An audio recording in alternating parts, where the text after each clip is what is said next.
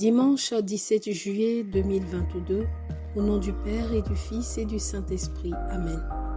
Jour de joie où nous voulons offrir notre première prière communautaire autour du 10e commandement, et je cite « Tu ne convoiteras pas la maison de ton prochain, tu ne convoiteras pas la femme de ton prochain, ni son serviteur, ni sa servante, ni son bœuf, ni son âne, rien de ce qui lui appartient. » Cette recommandation ferme du Seigneur semble dure et ne nous laisse pas vraiment le choix.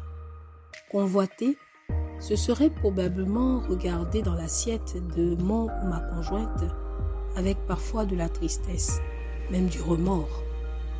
J'ai sacrifié par exemple mon boulot pour que l'autre ait sa promotion en expatriation. Mon autre moi passe moins de temps à la cuisine ou avec les enfants et c'est moi qui fais tout, je n'en peux plus.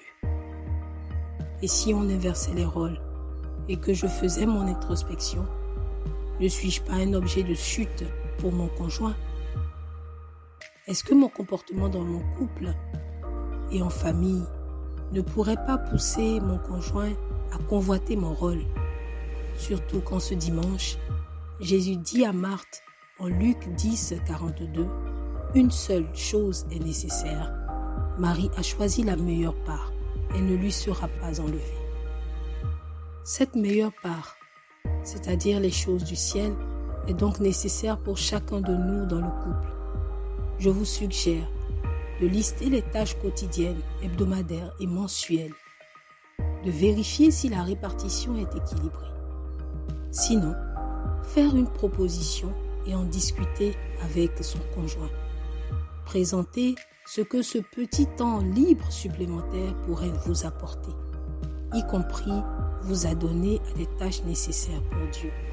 Je vous demanderai, avant de démarrer ce petit moment d'échange en famille cette semaine, d'invoquer le Saint-Esprit afin qu'il vous visite et prenne le contrôle. Nous sommes mariés pour marcher ensemble vers le salut.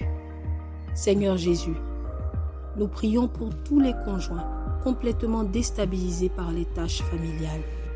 Accorde à l'autre de comprendre et s'impliquer activement pour équilibrer les choses et de donner un peu plus de temps à la prière.